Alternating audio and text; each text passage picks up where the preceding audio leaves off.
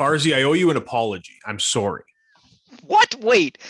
Is this being recorded? Oh, wait, it is. That's good. Okay. Yeah, I am sorry because for roughly 4 weeks on this podcast, I began every one asking you, what did you do today? That was during the month of May for your Farwell for Hire campaign. I cannot believe we did not update our listeners / viewers on the podcast last week. And that is why I am apologizing. We need to recognize you for what you did in the month of May. Because I asked you on the last podcast, we talked about this charity initiation that you have. When do we find out the total? Well, we know the total. And I need you to tell our listeners and viewers who may not know the total, how much money you and the Farwell for Hire campaign raised in the month of May to find a cure or control for cystic fibrosis. Mike Farwell, how much did you make? Poper, it's kind of funny because your timing couldn't be better on this. Apology not necessary. And I insist, again, I get way too much credit because part of the Farwell for Hire campaign this year was a 50-50 draw. I suspect, I would go out on a limb and say 90% of the listeners to this podcast bought a 50-50 ticket. I'm going to go, I think that's a pretty sturdy limb I'm on because we all love our 50-50s at OHL games, right? And we could play across the province and all this stuff. So anyway, the 50-50 draw alone raised more than $100,000, if you can believe it. The campaign itself, in over the course of 38 days, managed to raise for cystic fibrosis research more than $223,000. The 50-50 jackpot included in that. Yeah, it was, listen, I don't know what to say. It was pretty incredible. Awesome. Loved it. But here's the funny thing about you asking today. I kid you not, as we speak, just this afternoon, one of my stops after work was at Channer's Menswear in Uptown Waterloo. Great spot. Looking for something nice. Dad's Day just passed, but maybe you stiffed them, or you want to get something nice for yourself. Anyway. Nice if I got a new suit for the new season, maybe. There you go. Maybe one that fit. Shout out to Mark and the team at Channer's. They'll do you up a custom suit. It'll fit you like nothing else, Poper. Like so I'm told. Else. Anyway, they decided when they saw the $223,200-ish that they don't like numbers that are not round numbers. So they just said, come on by and pick up a check so we can round you up to $224,000 raised. So I did. Tough gig going by this afternoon. But yeah, so it's funny that you ask. It was an absolutely incredible campaign. Loved every second of it. Loved the generosity. And we're over $850,000 now raised over 8 years with it. So there you go. I think the only question I have left is why didn't you raise another 26,000? I know, like, come on, right? Why stop there? Get to 250, and that's of course what everybody starts talking about. Oh, took a nap or what? $250,000. Yeah, what are you got to do that next year? Now, shut up about next year. We're not talking about next year, but it was a great year. Thanks for asking, and thanks to Channers for rounding up for us just today. Hey, no problem. Just wanted to get that out there. I'm glad that we continue to raise money for control or cure for cystic fibrosis, and we're getting closer. So I liked your tweet the other day. So anyway, you're doing good work. Speaking of things getting out there, do you want to make your stone cold guarantee on this podcast that you told me off this podcast when you heard that Greg Walters was no longer the coach of the Oshawa Generals? And that is the bottom line because Stone Cold Chris Pope said so. Bald guys. Eric Wellwood's going to be the coach of the Oshawa Generals. Back up half a sec. How great are those commercials with Stone Cold Steve Austin and Ice Cube? An Ice Cube? Mark Messier. Messier. Messier. Yeah. And I think Mess is great, right? He's the best actor of the three. Right? Because Stone Cold said so. Anyway. So have you ever wanted to work in a call center? No.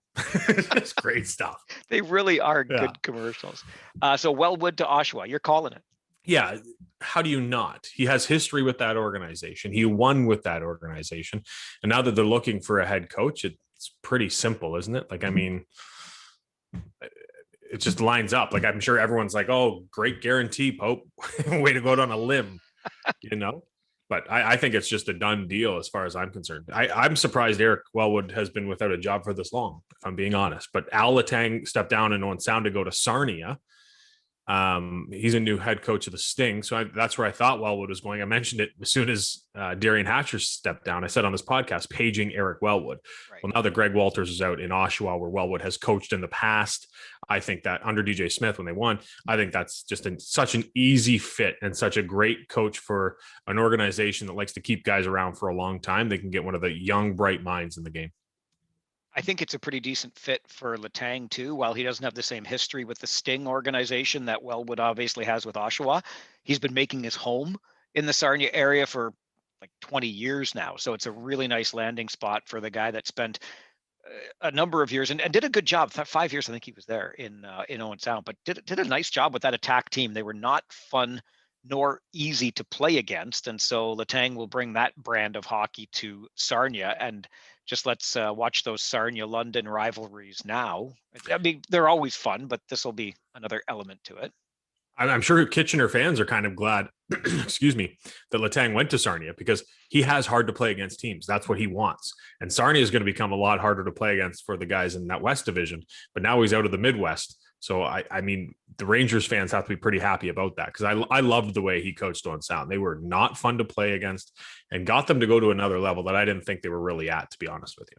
It must be a lot of time between games, Poper, because we're seeing all kinds of, I think it was 2 weeks ago on the pod when we talked about a number of changes or departures between teams and coaches. And here we are with 3 this week. Wellwood, we just talked about. Letang, I guess we talked about him before, but finding the new landing spot. And now Jason Ford, the GM up in Barrie, also leaving to pursue other opportunities, which was the same line we heard from the Kitchener Rangers and Andreas Carlson when he left. And I mean, listen, it's been a long time between games. Obviously, other leagues are in operation, and maybe opportunities to move up the ladder have made themselves available to these guys. I don't know, but there's been a lot of change. There has been a lot of change, and I'm okay with it, to be honest, because especially nowadays, I find with the way players are, that fresh voice is often needed more so than not. The Jason Ford one kind of surprises me a bit. I thought he built a couple really good teams up in Barrie and made a lot of good draft picks, right? There goes the Kitchener pipeline to Barrie. Right. Whenever we went up there, it was like, this guy's from Kitchener. These 3 guys are from Waterloo. Oh, and they got 4 from Cambridge. It was Bignell, crazy. Wilms was up there, Bahenna. Yeah, there was come to mind. There was a laundry list. Yeah, you know, you go back to the Pearson and Scheifele. Pearson, yep. Right, like that pipeline has been going through Jason Ford for quite some time, and I'm sure he will find something like to pursue new opportunities. That to me says he's looking for more, maybe more of a challenge, or he's got something that he's got lined up. Well, there is an opening in Kitchener. He doesn't want to come from the front office to behind the bench, though, does he? As an assistant, not as an assistant. No, yeah.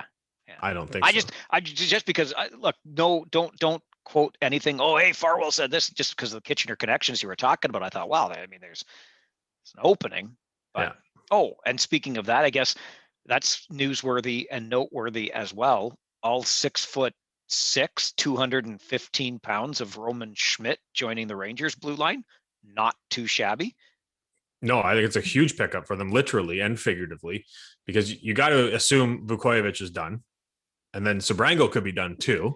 Could be. So that's 2 glaring holes. But if Sabrango's back, that's a heck of a top pairing, I think. Yeah, and McPherson has graduated out of the league, although he didn't get his OA year. But yeah, and how much more possible do you think that makes Carson Rakoff, the Rangers' first-round pick this year? Because both, of course, committed to the U.S.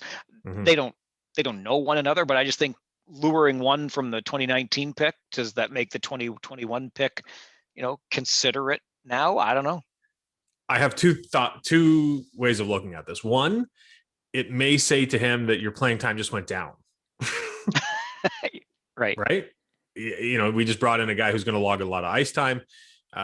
You may have to, gradually build up your ice time. Or 2, you don't draft a player in the first round, in my mind, if you are not 100% that you can get him to commit to your team. Well, that's the thing. I know I heard all the naysayers, and I get it, because obviously it's not a sure thing. And that's why Rakoff was still there at number 17, because 16 other teams said, yeah, this guy is not coming to the Ontario Hockey League. But this has got to make Mike McKenzie feel good. He said when they talked about Roman Schmidt, that this was always the plan. They've been working on it, and this is just really seeing the plan come to fruition. So good on them. I say that, but at 17, maybe you take a flyer on a guy, just like Saginaw did with that Adam Fantilli, right? Take a flyer late in the first. You think, well, he's the best player. He's this far, above everyone else at this position. Let's take a flyer and see if we can do a recruiting job. And the Rangers have shown in recent years that they have been able to do that recruiting job, with guys like Vukojevic, with guys like Luko Pilka a few years back, and now with Roman Schmidt. So maybe they're relying on their recruitment that next year he may be here. Who knows? But I like the pick. As soon as I tweeted out the pick, I got a message from a guy who coaches in that age group, said, how did he fall that far? So could be a good pick. Could be a good get for the Rangers too. If it's worth anything at all, and I think I might have mentioned this on a previous pod, but just in case, Carson's grandmother phoned me on the 570 News talk show and said, I just want to give a shout out to the Kitchener Rangers because they picked my grandson and I'm like, wait, this is Carson's grandma? Yes, it is. I said, can you get him to come to Kitchener? Tell him we're nice people over here. I don't know about that, but Carson's grandma, big fan of the show. Real quick, because you asked her, how do you say the last name? Rakoff. There you go. Now you know. Now the Mike Farwell Show every day, 570 News, 570news.com. Rogers Canada player app thing. You can find that 9 to 12, Monday to Friday. Did I get that right? Not bad. Rogers Player Canada? Radio player. But it might as well be Rogers. I like the way you think. No, I should be getting that right or I'm going to be fired. The Rogers Radio Player Canada app. I hear it enough on the radio. I should have it down. I was just trying to be smart. We talked about the kind of coaching carousel that's going around the OHL. I just want to bring up one more thing as we move on with the podcast and get to our guest who's we couldn't have timed this better. It was a complete accident, but we could not have timed this week's guest better. But after we recorded earlier this week with our guest who you're about to hear from, you and I got into a little conversation and we're now recording this intro before we get off this podcast and onto our couches to watch Game 6, Vegas, Montreal. But we were chatting earlier this week after the recording of our guest, and I said, I was this close to tweeting it, but I just, whatever. I would make the argument. I would honestly make the argument. Sorry, just real quick. When have you ever pulled back from tweeting I know, something? What's going on? That's a whole other conversation. But you could make the argument. Maybe that's why I didn't want to make the argument or get into the argument. Yeah. I would argue results tonight notwithstanding, there could be a Game 7 or Montreal could be punching a ticket back to the Stanley Cup. But Marc-Andre Fleury you could argue, pending the outcome of this series, may cost Pete DeBoer his head coaching job in the National Hockey League. I don't know. I mean, because he just got to Vegas, obviously, but there is an expectation in Las Vegas. Pete is a guy that has been there and just hasn't quite gotten over the top. I see you shaking your head, Poper. You're out to lunch. It's the difference between being up 3-2 right now and being down 3-2. It might even be over because Montreal had outplayed Vegas in Game 3. And then Fleury just gags, absolutely gags on that puck. Boom, it's in the net. Instead of being 2-1 Vegas, it's 2-1 Montreal. And Vegas is playing from behind in the series. It changes everything. It's not, it doesn't change everything. Everything. It's one play and it doesn't cost a coach their job. The fact they had 11 shots on Carey Price through 40 minutes may cost Pete DeBoer's job. The fact that they can't figure out a stymie defense may cost Pete DeBoer's job. The fact that his captain, Mark Stone, is clearly playing through something. Max Pacioretty playing through something. The fact that their best player is Alex Pietrangelo. Where's the Nylander? Where's the 40-goal kid that they signed 2 years ago? That might cost Pete DeBoer his job. Not Marc-Andre Fleury missing a puck on one play. Like Kyle Dubas said after the Leafs series, they were talking about trading Marner by the time the puck dropped of Game 6 or Game 7 or whatever they lost in to Montreal. They get swept. I can't even remember. You would. Like that? You would. But he said afterwards, he goes, if I was happy with Mitch Marner up until the last 5 games, why would I concentrate on that 5 games and then ship him out of town. It's the same with this. Marc-Andre Fleury is their best chance of winning. I think it is a major mistake going to Robin Lehner tonight. And I will say that a million times over. Marc-Andre Fleury is the better goaltender. He gives your team a better chance to win. He misplayed one puck. Doesn't cost a coach's job. The fact that he can't get the offense going against Montreal, that might cost the coach's job. I hadn't even been paying attention. I'm glad to hear you say what you just said, because I was thinking about it earlier this afternoon, and I thought, if I'm Pete DeBoer, you're damn right. I'm going back to Robin Lehner tonight, because it's just something to wake the team up. You got to shake them from their doldrums somehow. And if you can do that by just putting another goalie in there, then so be it. I'll tell you this. And listen, there's something called overcoaching, though, right? And when you're trying to do too many things, it throws players off. That's why line changes don't work, or when you're trying to shuffle the lines, that's why that doesn't work anymore, because players aren't familiar with the other players on their line. If they haven't played with them before, they don't know. If I'm playing with a guy that I'm familiar with, I know where he's going to be when I'm F1 forechecking into the corner and I come up with the puck. I know what that guy's tendencies are. Once you start shuffling things up, that's why hockey, when they start shuffling the lines, the teams don't play as well and it's not as crisp. It's more like jungle hockey because they're not as familiar. So I think there really is something to do with overcoaching. Pete DeBoer is obviously, I don't know, 7,000 times smarter than I am when it comes to the game of hockey. And that may be an understatement. So I trust him with whatever he sees every day. But to me, as a casual, and maybe even fewer that or lesser than that, a casual viewer of the Vegas Golden Knights, Marc-Andre Fleury is the better goaltender. Well, I'm obviously biased, but I'm cheering for Team DeBoer and Team Spot. Simple as that. Having personal relationships with these guys, saw what they went through to arrive at this level.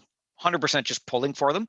But you and I were texting during Game 5 towards the end and admitting, like, Montreal has been somehow, I don't get it. Like, on paper, I didn't think this was even going to be close, but it's not as though Montreal's shocking everybody. If you're watching the games, they are the better team in every game, in my opinion, except game number 1. Yeah, this reminds me of the St. Louis Blues from a couple of years ago. Coaching change, and then watch them go, because they are just so hard to play against. They clam up that neutral zone. It seems like there's 2 guys on every puck. Vegas has no time, and Vegas power play has let them down. Let's call a spade a spade. Big time. If they get that power play working with the personnel on that power play, that is trouble. But they can't right now. And Montreal can just play as physical as they want. They're bullying Vegas. When I watched the Vegas-Colorado series, I thought Vegas was the best team, and I thought this is going to be a clear walk through them. I didn't even think they'd struggle with Tampa or the Islanders, for that matter, now that we're going to Game 7 in that final. But the way Montreal is going right now, I don't know, man. That's something special they got cooking. It's making me crazy. You know that. I've said before, my only vested interest in the playoffs since the Leafs got eliminated is to watch Montreal lose. I might have to stop watching, because the hockey gods are trolling me hard. They are. But, yes, this year, as Montreal continues to go on, they played an arch rival in the first round. They swept the second round. The score of the first 2 or 3 games, I think, in this series was the same as back in 1993, when a goaltender also winked on camera, as we saw Carey Price do. Can we stop overplaying that? No, Patrick Waugh winked at somebody from the LA Kings. I should probably remember, because you could see him skating to the top of the crease. Carey Price winked at his own player. Like that one? That's not the same. It's not even close to the same. Well, I love it, because if you look at, did you know that Price is painted his helmet this year as a throwback to Patrick Waugh in 93? How would I notice that? I can't stand that hockey team. I don't know. You should look, though. It looks sick. Okay, we've got a game to watch, and the legions of the OHL Stories podcast fans cannot wait to hear from our guest. Hi, Mom. I'm kidding. She doesn't listen. I do have to say real quick, we did this interview with a former Montreal Canadian on June 21st. That's when we recorded this. It is also the anniversary of my grandfather's death 4 years ago. My grandfather was a massive Montreal Canadiens fan. So it was a little something special for me to interview a Stanley Cup champion in 93 with the Montreal Canadiens on the anniversary of my grandfather, George Parsons' death. So that's awesome. Just wanted to point that out. He started growing up in Quebec and then moved to Ontario to play junior B hockey before being drafted by the Kitchener Rangers. Played in that monumental Memorial Cup in Hamilton that went to the favor of the Oshawa Generals. But he went on to play in a Stanley Cup final with the Montreal Canadiens, hoisting the Stanley Cup on the ice, staring up at the section where his brother Marcel was sitting with his wife. How cool of a feeling is that? Stanley Cup champion, but Mike, he actually got maybe more famous in a town that he went to, and then went overseas to play in Germany. But eventually he got kind of tired packing and unpacking, town to town, up and down the aisle. You're terrible. You're like, just stop while you're ahead. You like that one? Well, because I know I can make the connection. I know. He's a legend in Cincinnati, WKRP. We'll get more to that in the interview with Gilbert Dionne. I think this worked out pretty well, and I don't mean to jump into the middle of everything here, Gilbert, but what worked out is this is not a night for Vegas, Montreal, because I can imagine that you're pretty invested in these NHL playoffs right now. A lot of comparisons to this team and your 1993 Stanley Cup winning team in Montreal. It's fantastic. And if it wasn't for, Instagram and Facebook and the connection you have with fans across not only Canada, but the world, they're bringing back some stuff, some stats back to me that's been happening like 28 years ago. I didn't even realize. So now I'm like, really? Is that what happened? Is that what's going on? How many overtimes? And I was trying to catch back. I'm like, I think it was 11. It's 10. Anyway, it's just been remarkable, fantastic run that they are having. But all around for myself, Mike and Chris, I'm a hockey fan. So if we're going to keep going and talk about what's happening throughout these playoffs, I live in Ontario. I follow the Maple Leafs like everyone else in Ontario, and sad to say that they didn't move on and weird. But I like I said, I like to watch the game the way it's supposed to be watched, fair or not fair, good calls, bad calls, all around. I'm just a hockey fan, and it's obviously being biased a little bit that the Montreal Canadiens are just sneaking some awesome wins. And they deserve it. They deserve to get those wins. Those overtime goals don't come alone, right? Someone's got to put the puck in the net, and someone has to stop the puck, and Carey Price has been on fire. Yeah, on fire might be putting it lightly, but you got a front row seat to a former goalie that was on fire. I want to talk about that run before we move on to the OHL stuff, but you see these Habs games, and like that one guy said on Hockey Night, it's going to feel like 35,000. What was it like in that barn during the Stanley Cup final?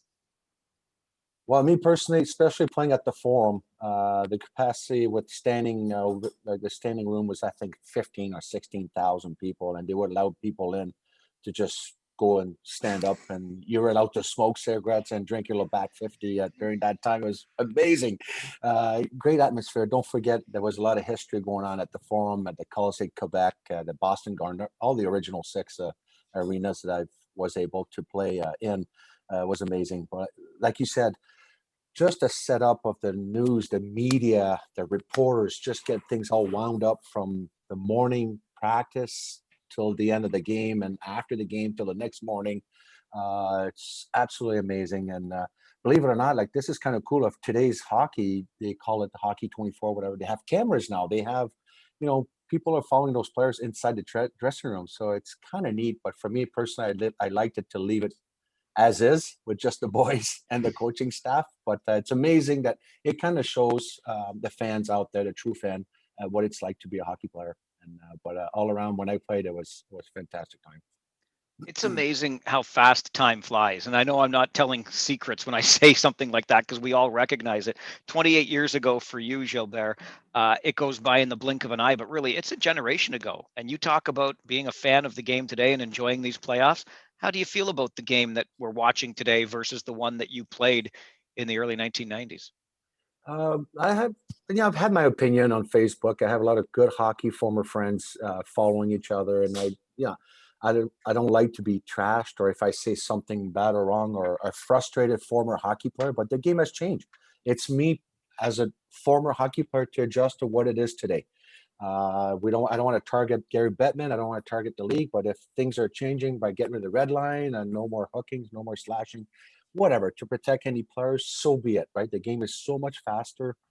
It's unbelievable. But then again, if I talk to Kirk Muller, Brian Bellows, all my former teammates, we were just as fast, maybe a little smarter with the puck, and maybe we would slow the play down a little better.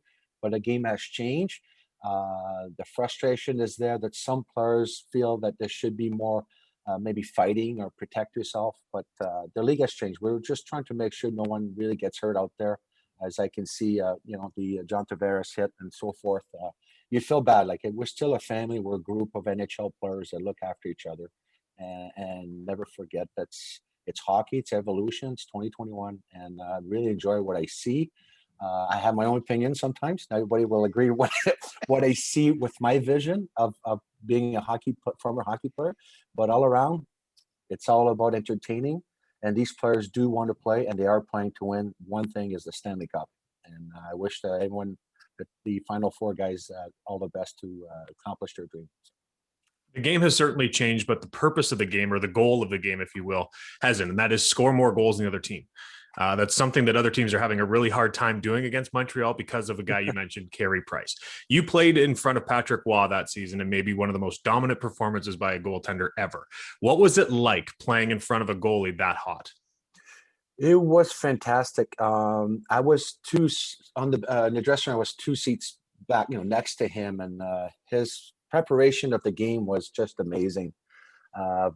Bouncing a puck between his leg and back into his gloves so he can catch it, and a puck. Imagine it's not a tennis ball, it's a puck that was coming up at him and smashing it hard into concrete. We wanted to make sure his routine was not disturbed. If things weren't going his way, we all agreed that we had to change our own routine to make him better and understanding this is Patrick. He wants it this way. He touches post. He slapped this. The warm up to everything. We wanted to make sure that if he was happy with his routine, we were going to be happy also. But all around, I know the question is going to be Carey Price versus Waugh. I play with Patrick. I mean, what can I say? I see a lot of Carey Price, a little bit of a style. He's acrobatic, very calm in net. People criticize him the last few months of not performing, and he stepped it up. He kept quiet. He just let everything go his way, and it's working for him. It's working for the league. And if it's not in Montreal, it'll be somewhere else. But right now, he needs this. He's hungry for it, and I think everyone's on board, from the young players to the coaching staff, to just say let's believe in Carey Price and go with it. And it shows. He's just really being over the top right now as a goaltender right now to beat. Obviously, with where we're at in the season, it makes sense to talk about in Montreal still being here as we record this in a 2-2 series with Vegas and the Habs. But this is all about OHL stories. At least that was the idea when we started this podcast, Chris and I. And I'm curious, Gilbert, if we get back to the very beginnings for you, how a kid from Drummondville ends up in Ontario through the Golden Horseshoe League and then to the Kitchener Rangers. How did that all transpire? Well, my brother in the years past, my older brother, Marcel Dionne, 19 years apart, did make that move in the early 70s. He decided to come to play junior in Ontario. The opportunity was better for him to come here, and I followed his footsteps. I think me personally, not necessarily, was not trying to not play for the Quebec any league. I just thought an opportunity to come, learn English, try to maybe relieve the pressure of being the brother of Marcel, and they're coming to Ontario not realizing that I could get away with just maybe an uncle or maybe not being related. Coming and trying to do my own thing, right? To trying to show and prove that I can play some hockey. I do feel I was a late bloomer, what you call. I turned 16, struggled, not necessarily the first season in junior B, but scored 11 goals. And then the second year I got 48 goals and get drafted by the Kitchener Rangers, 19th round. You look at it, 268th overall or something like that. Something crazy. I was at the draft, believe it or not. Draft started at 9 a.m. and I got drafted around 5 supper time. And I went shook Joe Mcdonnell's hand, and the coaching staff that was left over at the table, and it was super awesome. And let's not forget, during that time in 1990, my draft year, name of Randy Pierce from Elmira got drafted after me, and we both made the team. It's just amazing scouting. I don't know if it's the scouting report or not, but absolutely amazing that we both made the team with a high rank draft. You mentioned that pressure, having Marcel as your older brother. How'd you deal with it? I think it's good. I was, how are you supposed to deal with it? I mean, you telling the truth, or you just fib a little bit? The frustration of he can't come on the ice and put the puck in the net for me, but I was so proud of what he accomplished, a Hall of Famer. top 100 of all time, so many records, play for Team Canada 72. He's out there, right? I mean, it's awesome that Marcel still loves the game of hockey and follows it closely with the much of the older fellas in the league, and it's nice to see them around. When I go to Montreal, you have a Guy Lafleur and Ken Dryden and Yvan Cournoy says, "Hey, where's your brother? We're looking for him. We have questions for him." Like it's amazing that these guys won like 10 cups and they come from championship teams and looking for my brother for advice or for whatever reason they have to do business with him. So it's kind of cool to to experience that, to be a younger brother myself. I'm a younger brother. My brother's 4 years older than me, and I'll be honest. There was quite a bit of rivalry growing up, and still to this day, I think there's a little bit of that competition between us. I don't know about at 19 years if it's the same for you and Marcel, but I'd love to know if at a Christmas dinner the ring ever comes out and Marcel, look what I got. Yeah, I did. It was a lot of fun. You know what? At the end of the day, when Marcel was the ambassador and still is for the LA Kings, Bruce McDonnell handed up one of the management and ownership ended up giving him a ring when they won their cup, their first one a few years back. So it's kind of fun. But at the end of the day, he's just proud that our name is on the Stanley Cup forever.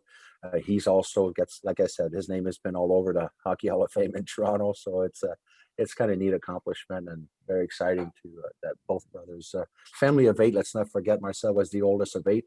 I have another brother and five sisters. I grew up with my sisters. They're very close to me, but it's been fantastic. And I make, close to Kitchener-Waterloo. I make my home. So ever since 1990, I've decided to come back after my career and make Kitchener my home. So.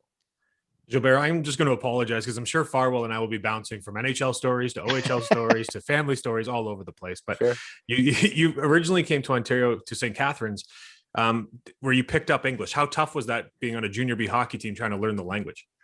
I went to a French school in Welland, Confederation School. So it was fairly, not necessarily easy, but it was kind of at ease a little bit. I was able to speak French with the French class and make some friends at that school. But I will always remember my billet at the late Al Boone had to drop me off at the arena, at the Niagara Falls Arena back door. And he says, "You go into that door." And I'm looking, don't speak a word. He goes, "You go in, get dressed, and I'll pick you up later." And I'm like showing up at 5 o'clock for a 7 o'clock practice, right? I mean, at night, and I'm dressed up, like I'm dressed ready to go for like 2 hours, and guys are just making fun of me, like, "What's up with this French toast?" I get harassed pretty good, and whatever we call it, bullied or not, never took it personally for these guys that I can name and I still in contact with. I think it was harmless, a lot of fun, a little bit of tease and all around. Look what happened years later. I'm on TV and they all cheered for me, watching me win the Stanley Cup. It's nothing even better that I still met. I thank the coaches from the past, from the Niagara Falls Canucks, the Kitchener Rangers, and so forth. So it's very memorable. Back to the Rangers, let's not forget the teammates that I played with. If we want to mention the Kitchener Rangers, I got Jason Firth. I want to say hi to Jason, by the way. He just lost his mother this week. So Firthy and I are very tight. So I just want to say a shout out to Jason. Let's not forget the Stephen Rice, Kitchener, and Torch. Torch was in net, and the John Uniac. We still talk. It's good. Like I said, right? It's a good thing to have Facebook and Instagram and messengers to keep in touch with these guys and Scott Herman and Steve Herman in town. So it's a lot of fun. A championship run will do that for you. And in those 2 years in Kitchener, the second year, of course, is that 1989-90 season. And we've had the honest privilege, Gilbert, of talking to a number of participants in that, what many call the greatest Memorial Cup of all time. I don't know how it felt, if you recognize that while you're in it, or you're just in it against Eric Lindros and the Oshawa Generals. But what are your recollections of that Memorial Cup? Like, the one that get away, that's the one that just troubles me and makes me so mad. But let's not forget that we came in, they call it the back doorway because of obviously the Hamilton host of the team, which just had a very poor season and performance, and we were able to come out in our division. But it seems like Oshawa owned us a little bit. And let's not forget Eric Lindros. The big machine, and during his junior career was massive, intimidating. But we just came out proud. We went play a lot of hockey for during the Memorial Cup, and let's not forget Cops Coliseum was packed, and two Ontario teams battling for the Cup. Unfortunately, it didn't come out the way we wanted to with a double overtime goal that was tipped in. But all around, if I look back, it's a very hard trophy to win. Let's not forget, on an average hockey player in junior, if you play 5 years with your overage, not everybody plays 5 years in junior. You play 1-2 years, you get called up. Or I only had 2 years and opportunity to make it to World Cups. So I feel like in sports and hockey alone, it's the hardest trophy to win. Because your season or your career in junior is so much shorter than an average sports that you can play 1,000 games in the NHL. But all around, it was fantastic. I'll never forget. And the Rangers has won other cups, after the 90, but it seems they always bring the 1990 Stanley Memorial Cup, that's the one that got away.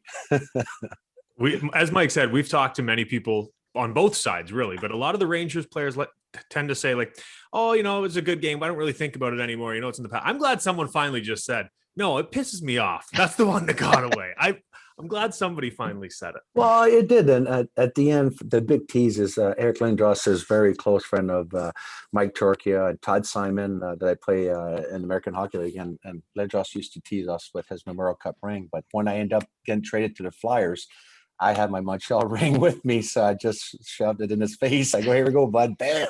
I couldn't wait to give it to you. But the best part is, like I said, just playing with him with the Flyers, he's a Legion of Doom, a true Hall of Famer too. It's something that, like I said, we're all friends. At the end of the day, it's a big family. Hockey families stick together a lot of teasing going on. But for me personally, it hurt me. But I think the Memorial Cup 1990 run, I've had a good play, the good Memorial Cup run, and I think that tournament alone got me a chance to get drafted because there was a lot of NHL scouts at that time. They don't use what they use today, Mike. I guess the scouting reports online and blah blah blah, and you had to have scouts in the stands to go watch us play. And for me, it really helped me that I had Moundu from Montreal and a few other NHL scouts to give us a greed and say hi, how to reach and stuff like that. That's how I accomplished. That's how I made it to the NHL. I truly believe that. I wondered about that because obviously playing that deep into a season and in that incredible a tournament, you get more eyes on you for sure.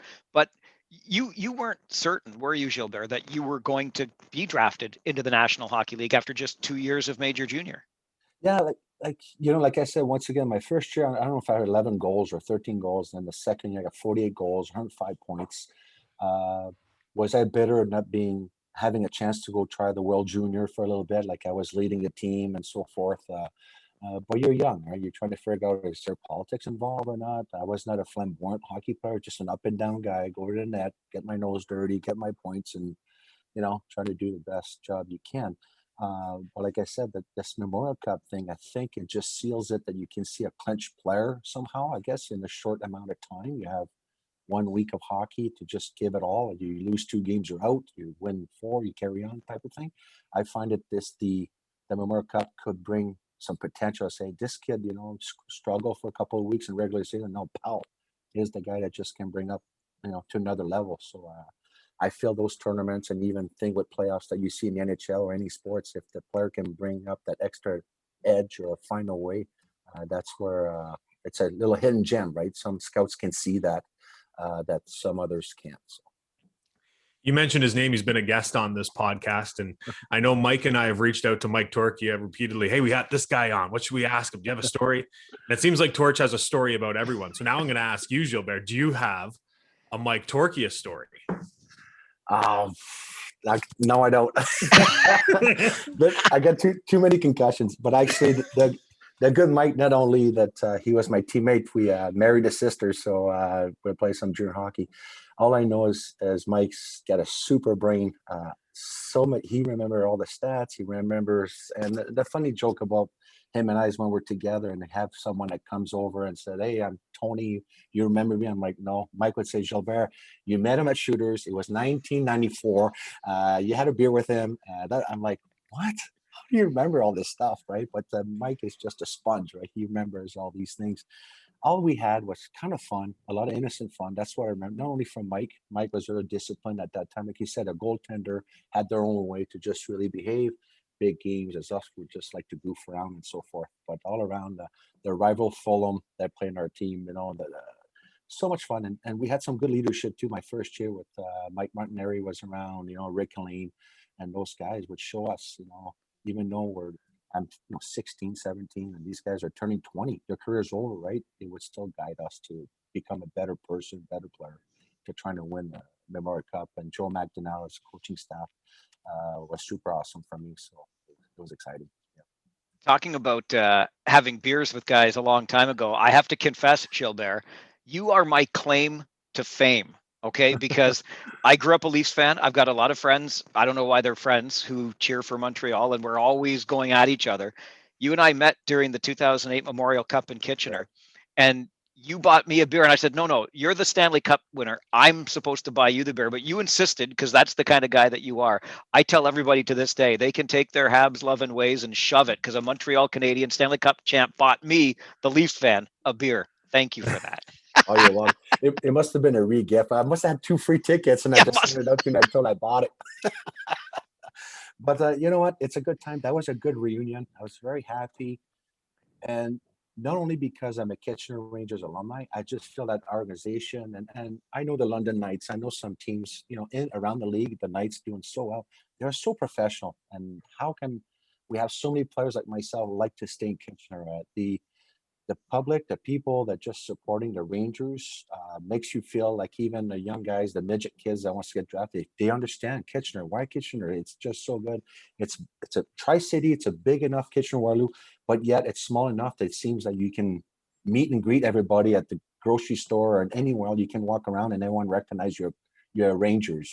So it's very nice. I'm very happy that I'm a Rangers alumni, and the organization's been fantastic. The staff has been there for 28 years. They're still there working. You can tell it's working. Like I said, in a short-term time, when you see Pete DeBoers in Vegas, that's been making his time here, and his assistant coach, it's amazing. It's an accomplishment that the people in Kitchener have to realize. We played here. We'll never forget our junior years and junior time. We always mentioned their fans in the past, and I still do. So I'm really thankful and I made friends through the Kitchener Ranger years, and I'm still golfing with them today and having a lot of fun. So. Arzy's brought up a couple times that he's a Leaf fan, so I got to ask this question. What was it like playing underneath 4-time Stanley Cup champion Joe Mcdonnell? You know what? It was fantastic. Like I said, very intimidating, and why not, right? You're young. You're just trying to. I could barely speak English, right? But I mean, just the fact that the way he was, knowing that we were still kids, right? I think somewhat he would give us a little bit of a leeway of say, okay, be a kid, but we were very respectful. If we're just crossing the boundary, he would just bring us back to say, hey, you guys crossed the line. I don't want this crap. You came here to play some hockey.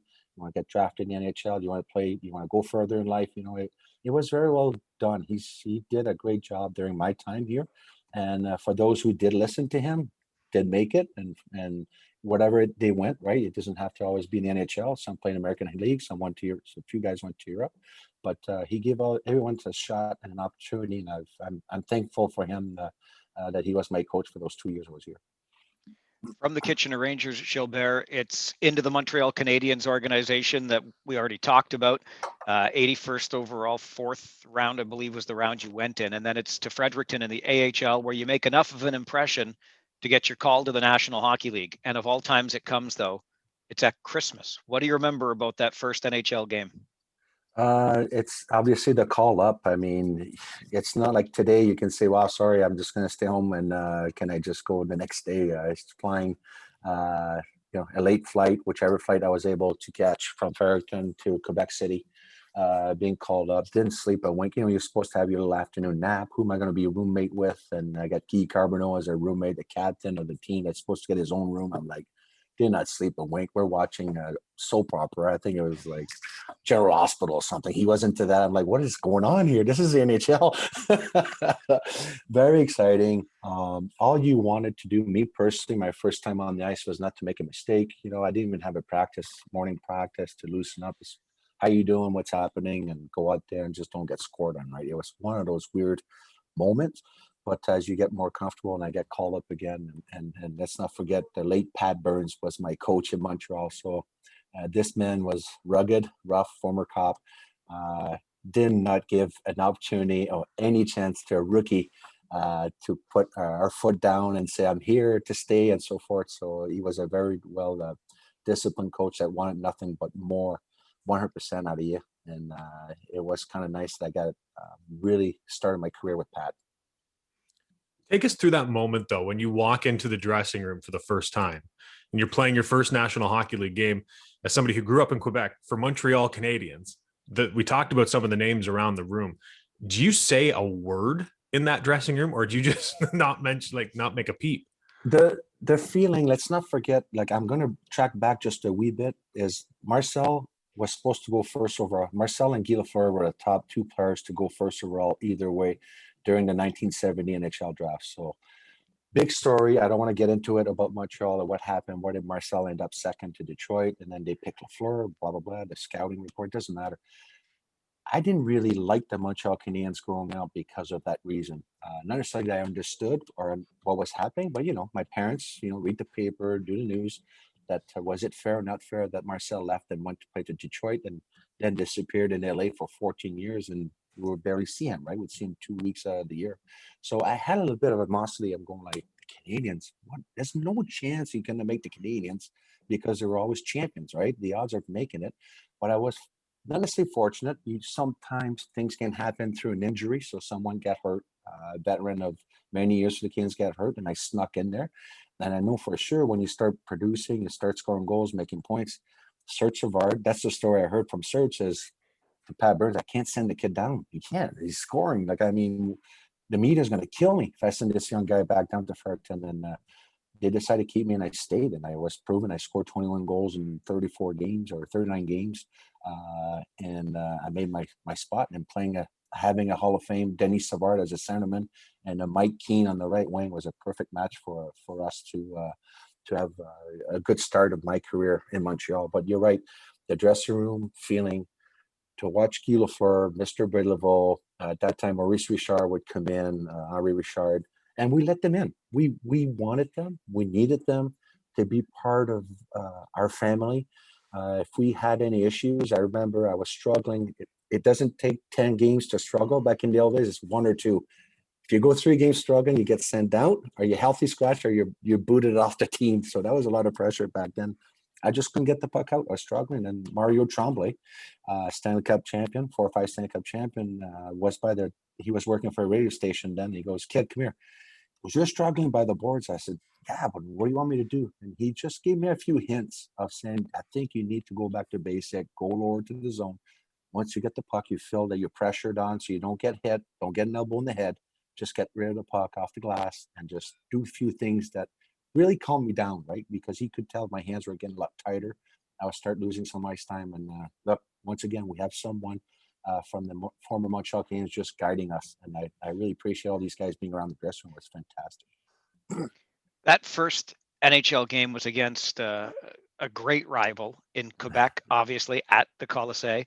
The Boston Bruins, also a very big rival of the Montreal Canadiens. And I understand that during a game in Boston, there was a memorable exchange or interaction with a fan that left you thinking, when do I get out of this teeny tiny arena back to safety?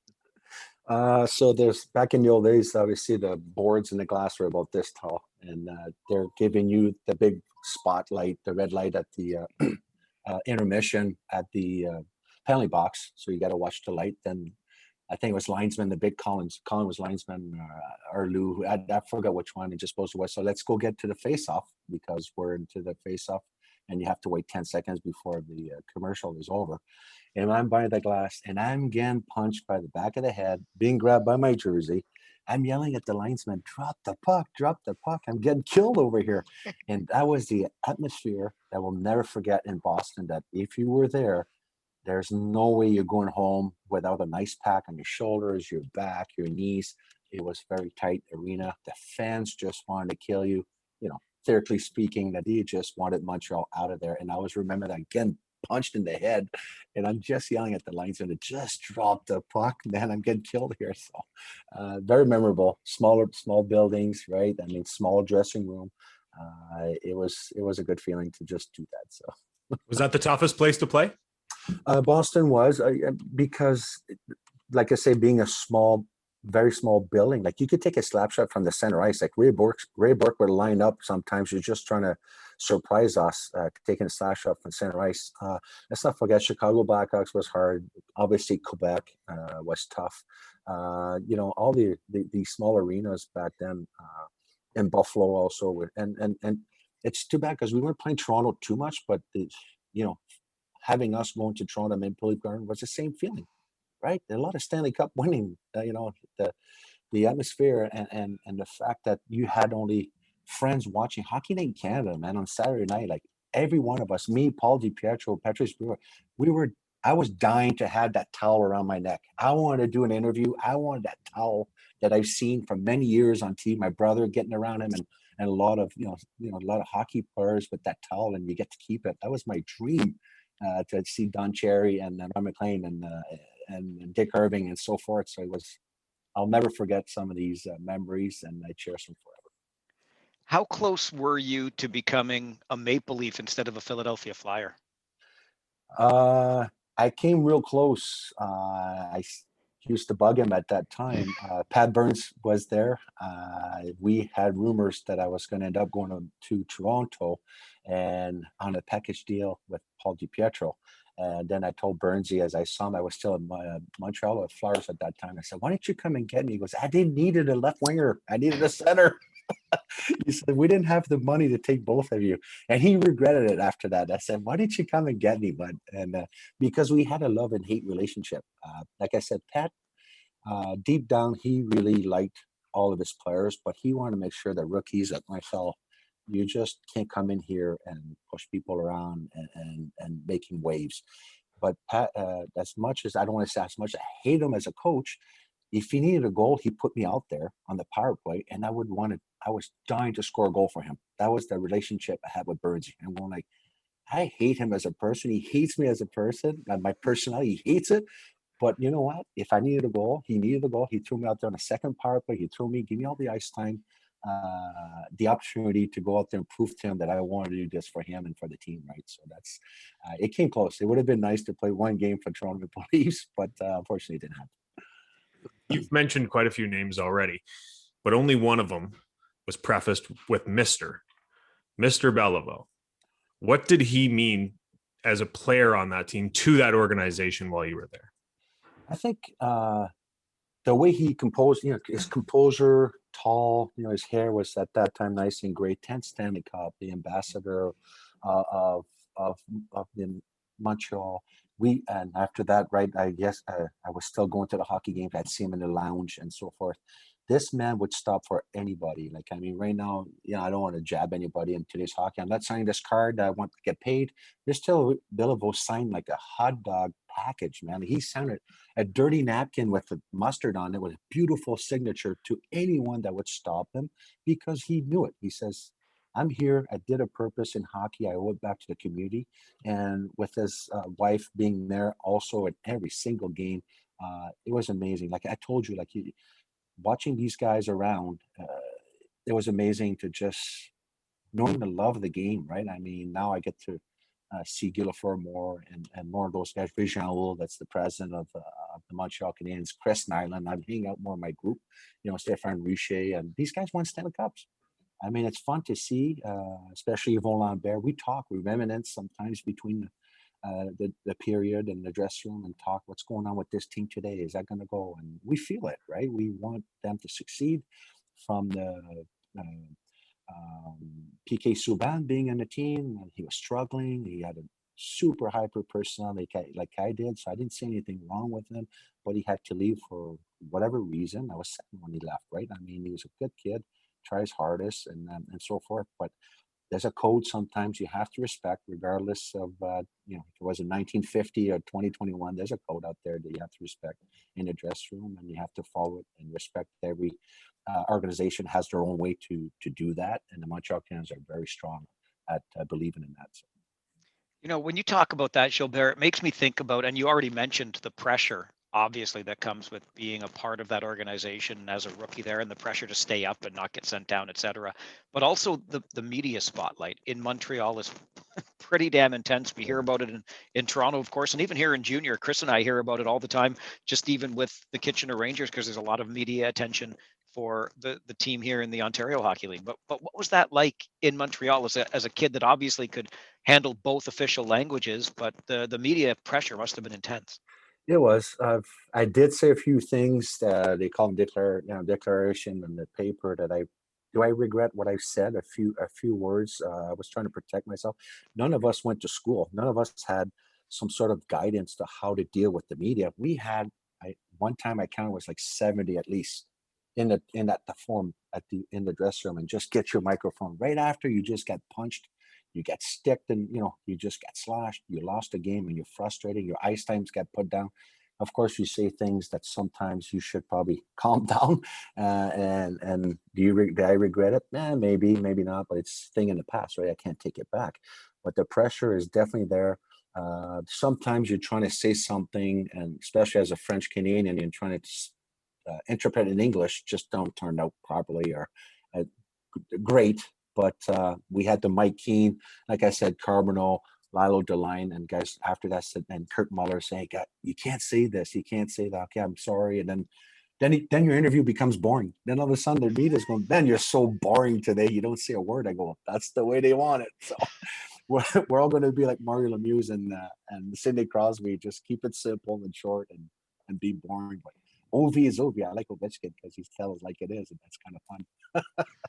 I always say the same thing. We always complain about athletes and how they don't say anything, and then when they actually do say something, we criticize them. We're never happy in the media. That's right. Speaking of the media, one of your former teammates just won an award in the National Hockey League, Rod Brindamore. You played with him in Philly. Was Rod the Bod the most physically fit player you've ever seen? He was amazing. Amazing. His preparation was sickening. He would hide somewhere in the shower, a dry shower, just laying there in the total, almost a 3/4 darkness of his own, and just focusing like crazy. We would do some push-ups and sit-ups with him sometimes after hockey, to just get ready. So quiet. And what I see today is not the Rod Brindamore that I play with, because he's so energetic. I think he's well-spoken. He talks so well with his teammates, and what's going on in Canada is amazing. He's a great guy. He was a great teammate with a lot of heart. He reminded me of Kirk Muller with us in Montreal. Sometimes you have some true leader that doesn't have to say much, but they go out there and give it all. They give it all for their teammates and for the team itself. And I was so happy that Rod won the cup in Carolina. That was long waited. He was probably over 1,000 game at that time, or close enough to win it. So I'm very happy for how things has turned out for him. I remember reading a story once when he was in college, how the person who was running the gym had to chain link the door shut because he wouldn't get out of there. And then Rod actually broke into a closet, grabbed bolt cutters, cut the chain so he could get in and work out. You know what? It's an addiction too, right? I mean, it's if you really like and love to work out and perform to the highest level, and look at him compared to myself. Or some players say, "Well, if I would have done this, I could have done that." But sometimes your body just can't do it. Your mind is just not set for like some of those athletes and players that lasted a very long time in the NHL. But you're right, like Rod was just an absolute machine. Looked after himself. I had a brief tryout with another player, and I just lost my mind. I just lost who I was going to talk about. Toronto Maple Leafs. He broke his neck in Calgary. What's his name? Suter. No, the other one. Anyway, the other one. He's. I thought. What? No, the guy Gary Roberts. Thank you. My goodness, I don't know why I said Suter. Robert. Yeah. Sorry, Robert. So same thing. A very, very dedicated, hard man. We went to a practice. I was in Carolina. We went to an exhibition game in Tampa Bay, and we came back. And at 3:30 in the morning, everyone's just cracking a beer or two in the hotel and whatever to do. All we heard is a huge blender, and here he is mixing himself up a massive protein shake blender. But you know what? The guy was a harking machine, and he still owns. He runs and he trains some NHL players of today, and those are exceptional athletes of today. And let's not forget Chelios also at 50 years old was still playing. Super machine. So it's kind of cool. Any fan of the game, Gilbert, knows that there's a a bit of a tradition well, maybe it's both tradition and superstition, that when a team wins the conference and the trophy's being awarded, they won't touch it, because that's not the trophy that matters. It's the Stanley Cup that matters. You can confirm or deny, but I heard a rumor that perhaps the old Wales Conference trophy that year, that in '93 when Montreal won the Cup, was actually touched, and you might have been one of the people touching it. 100%. I was passed on the trophy to from Guy Carbonneau, and I said, "Are we allowed to touch it?" He says, "You better touch it, because you might never touch it again." So we passed it around. We took pictures. We didn't feel one stitch of suspicious, unless someone from the organization would have told us. But no, we passed, and we enjoyed ourselves with it, because we knew that could have been it. And especially from our captain that already won the cup in '86, to tell us, and came close in '89, and just tell us, yeah, this is as close you could probably get. This is it for you. Like, I mean, I might never do it again. So we definitely passed that trophy around. I did anyway. I enjoyed it, drank out of it, and then I wanted more. So I wanted a big trophy after that one. So but suspicious or not, we weren't.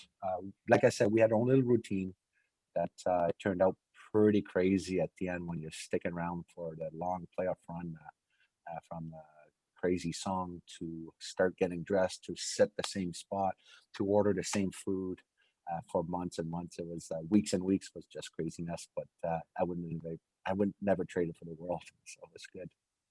When anyone talks about that run that you went on to win the Stanley Cup, it automatically everyone just talks about Patrick Roy and that run that he was on.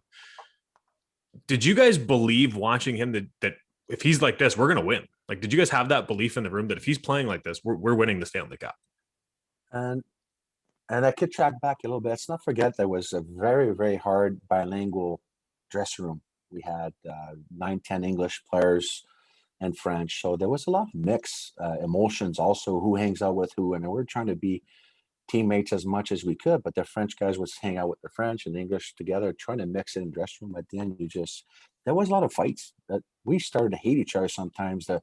The time spent all the time, the frustration of Matthew Schneider couldn't get the puck out, and Patrick Roy yelling at him to get the puck out, because Patrick would look after his defenseman. If you don't do this job, you're going to be benched. You're going to get off my face. And there was some scuffle. There was some fights during practice. There was, at that time, you don't have 30 cameras and fans to like they have today.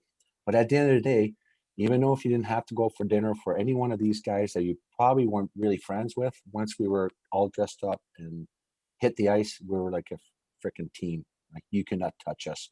The vibration, the overtime, like how nervous were you guys? You'd have Mike King get out and say, "Who's got this goal tonight?" And then we're just looking at each other.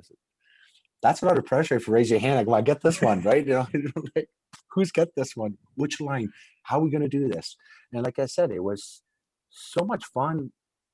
We had pressure, but it felt like it was gone once you just start going and hit the ice. It's just kind of like believe in what the coach was telling you. I'm watching some highlights again. They're showing the '93, and I'm like, I've made so many stupid mistakes that I wouldn't even tell my Pee Wee team right now, don't do this. And I was doing it in the NHL. And yet I'd be back out on the ice and working on practice to say, this could have cost a goal. This could do that. Just the odds are you're going to be better in the offense than on defense. And they set us up with Gary Leeman. That was his meeting with Jacques Demers. Gary Leeman goes in the dressing room and he says, "I got to put you center with Paul DiPietro and Gilbert." And Gary says, "Why?" He goes, "These two don't back check." So he says, "You're going to be playing the defensive defenseman." Oh, it was so much fun. But those are stories we find out later. Eh? Let's not forget that there was a big meeting that Jacques believed that we're going to shock the world. And that was like, are you crazy? Shock the world beginning of the year. He called it, and he just before the playoffs, he took about his 7, 8 veterans into the room and goes, "Guys, I need to take a few seconds per shift from each and every one of you, because I have to play these kids." So what he was trying to say is like, okay, Vinny Danfous to, Muller, Carbonneau, he said, "Guys, I'm going to take 30 seconds times whatever. I need to play Gilbert. I got to play Paul DiPietro, Ed Ronan. I got to play Brisebois on defense," and so forth. And these guys said, "Yep, sounds good. That's that's fine. Thanks for letting us know, so you don't get frustrated. The 18 minutes goes down to 16 minutes. Why? What's going on?" So that was a true open relationship that Jacques had and have him believe in him and him believing us. And it obviously worked out well for our playoff run with me and Paul DiPietro.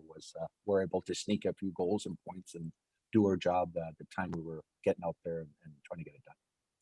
You know, these memories, Gilbert, make me think back to that. And I wonder what you remember or what you can tell us about your feelings in game 5 of that final, because it seemed pretty obvious that shocking the world is exactly what the Montreal Canadiens, your team, was going to do. The series was well in hand, so you knew going on the ice that night that this could be it. What was going through your mind? Because you had the Kings right where you wanted them. This could be the Stanley Cup winning game. What's the emotion like for you in that moment? We're flying back. We had a private, whatever you call it, private jet, just a private plane, Boeing 333 Air Canada. So we're coming back, and I'm turning around, and at that time you drink a lot of coffee before game time, and there was no Red Bull or whatever it is, but you're trying to get as much energy you can get out of anything else, right? So I'm turning around, and Patrick, Guy Carbonneau, Mike Keane, the boys are just back. They're playing cards, and I'm just flipping my body back. I said, Carbo, is this it? Are we coming back? We're not coming back. We're not coming back, are we? Are we going to win the match off?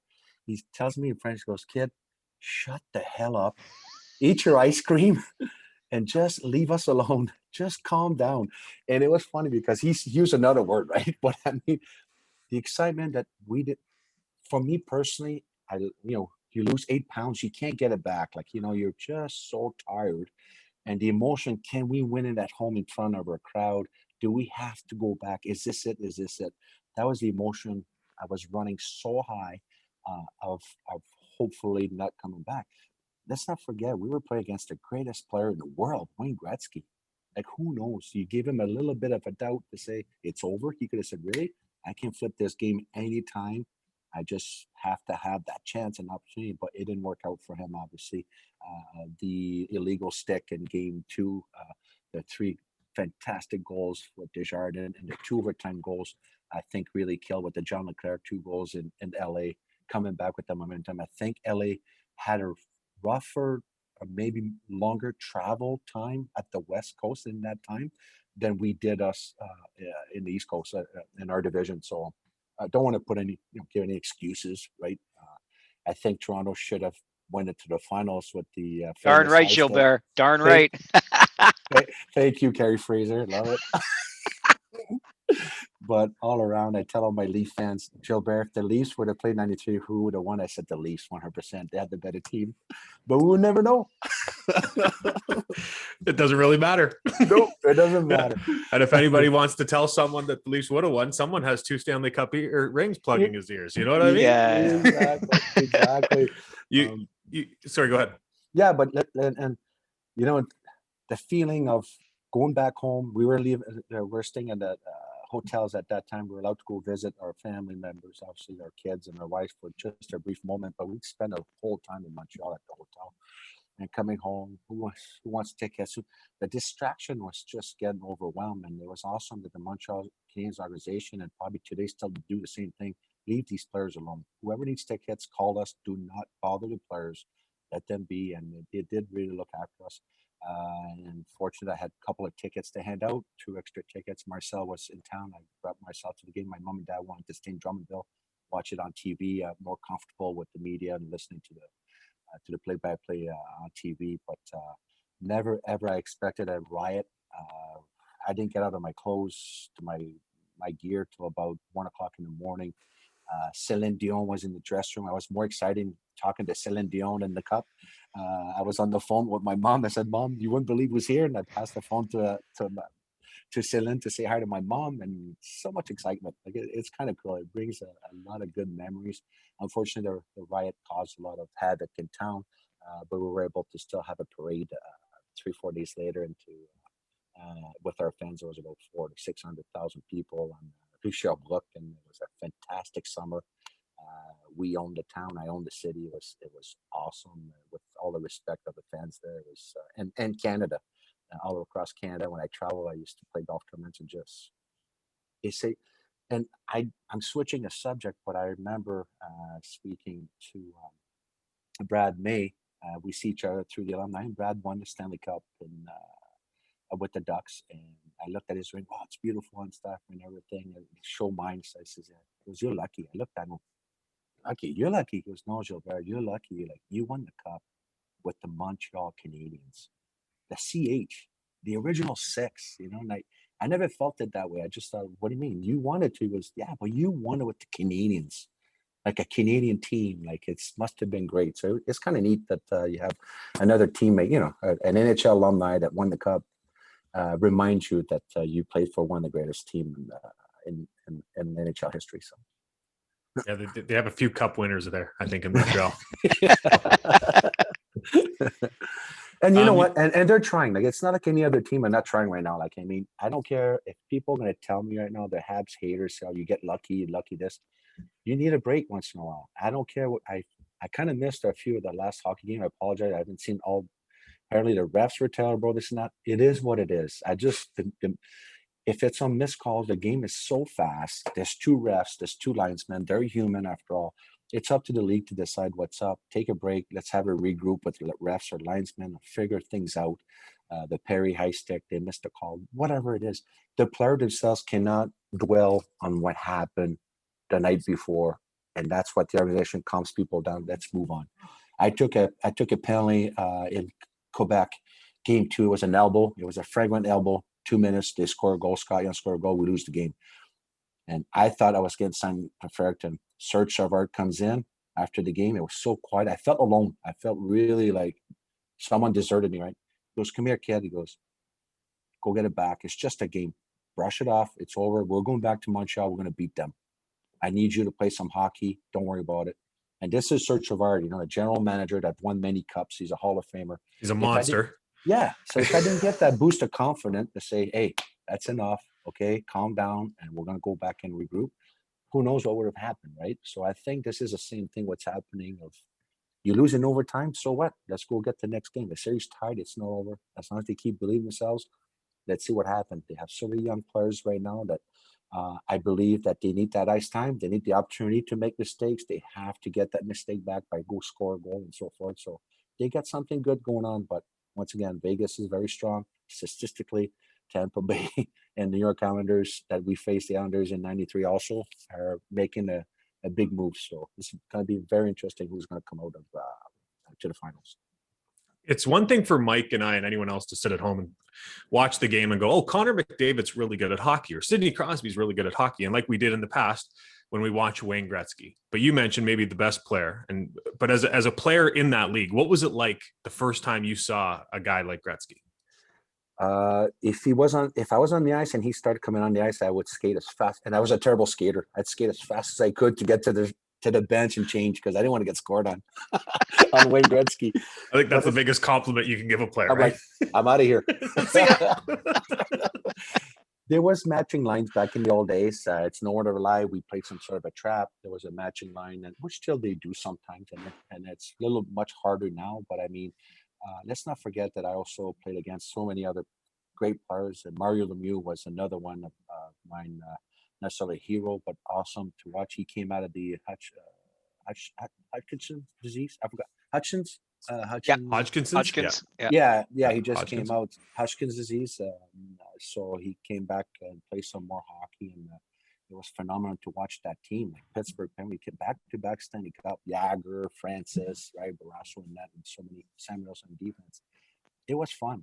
Like I said, I played against some very, very good, talented player, and not realize I was part of that mix, right? So it's kind of neat.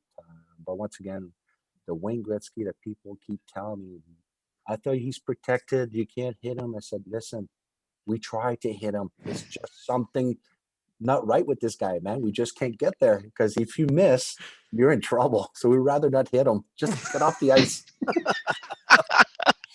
I imagine you just coming to the bench trying to get a line change and everyone's going, no, not me. I'm not going out. I know. I said, this is the shortest shift you're taking. I said, look who's out there.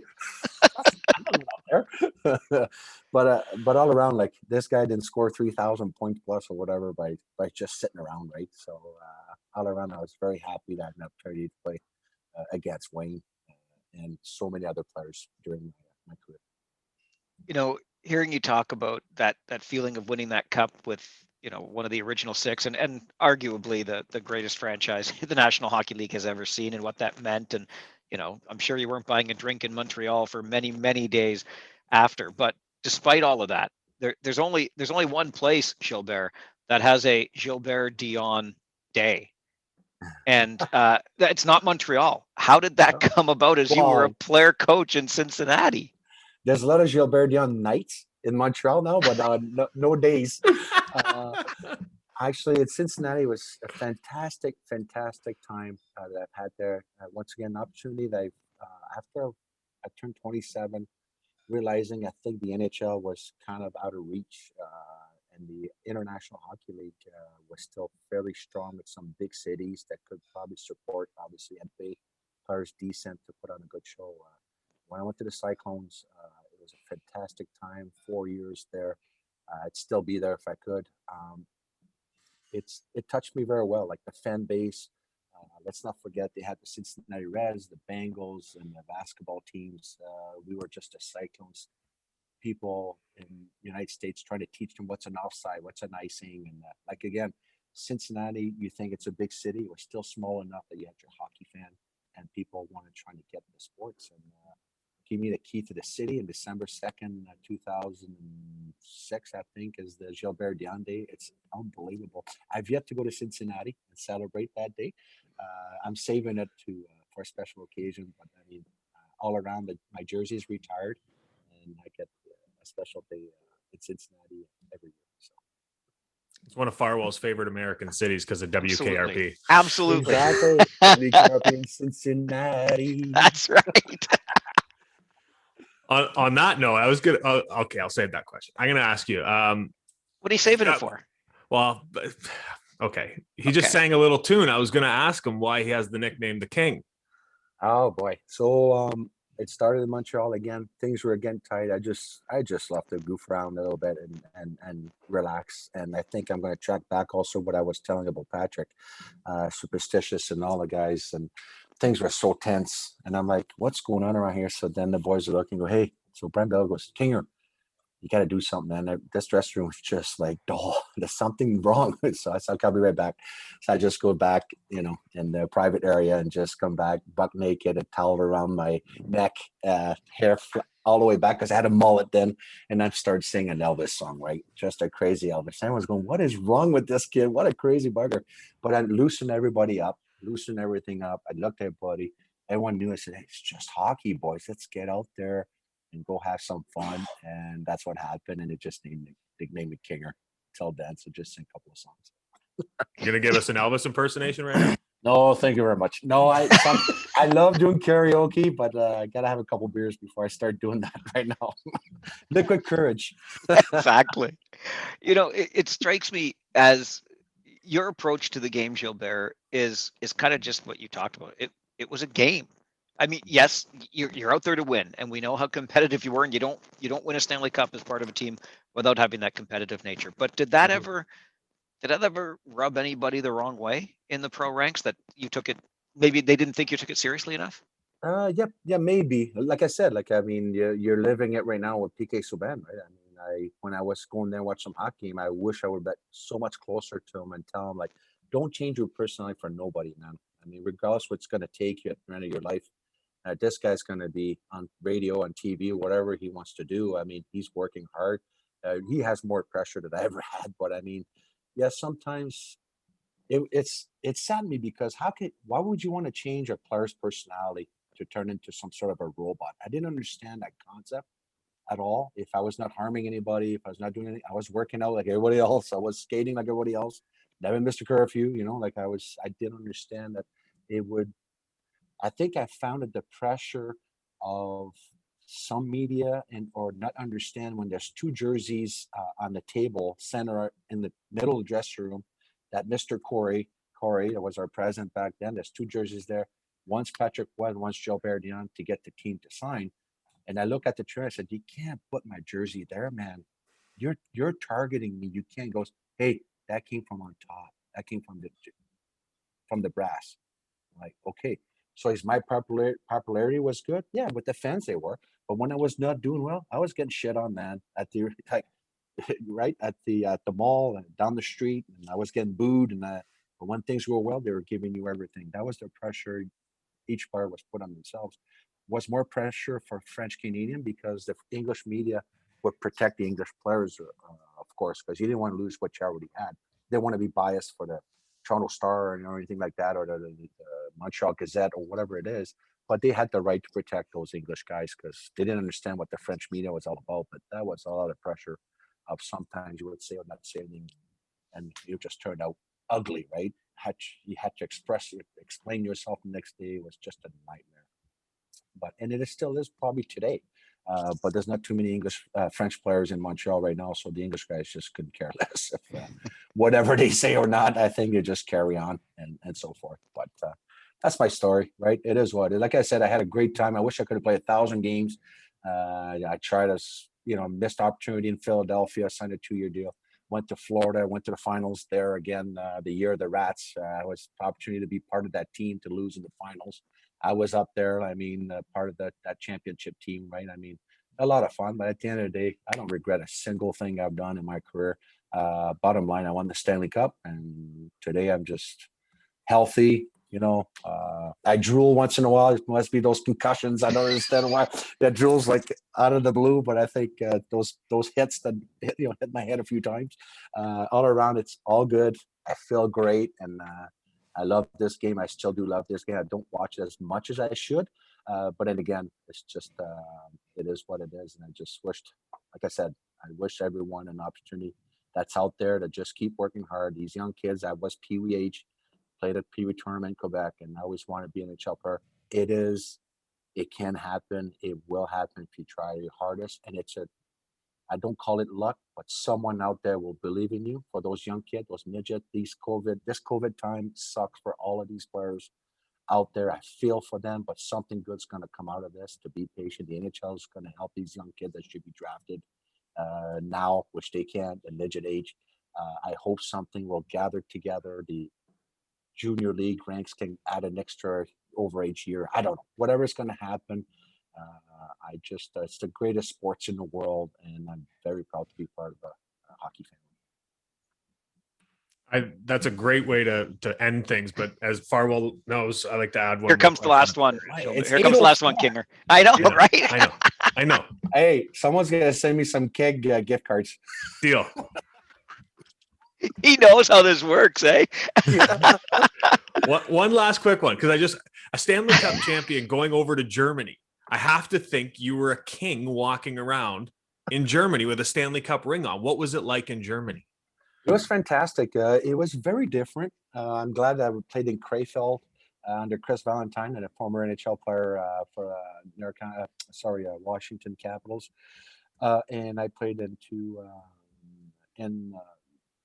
what was my other one? So I went to Krefeld and Hanover. The fun part is they were allowed 10 imports or 10, 12 imports around the world. So all 10 were Canadian. So it was kind of fun that we were kind of a good friendship bond throughout the league. Hey, don't hit me, I won't hit you.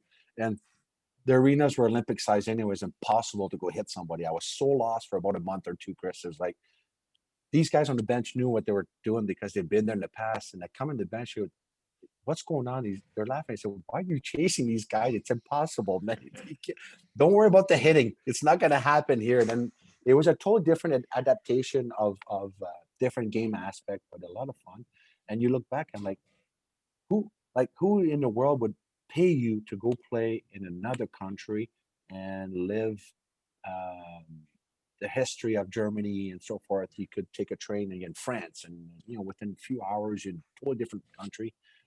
It was very nice. My kids came with me, had to go to German school. Till this day, they remember that. It was hard, right? It was sad that you lose your family.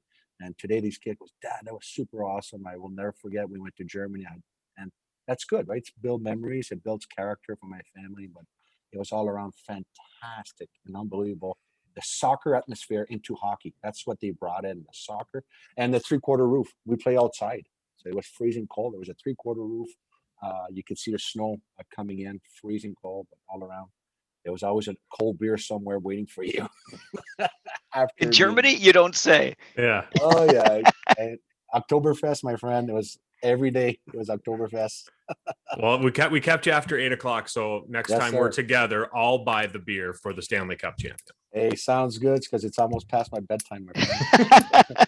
Gilbert, thanks for doing this. It's been a lot of fun. We really appreciate Yeah, it. all around, I thank you, everyone. Thank you to Kitchen Ranger fans and the organization and all, and you guys for doing this on the Zoom meeting. I appreciate it.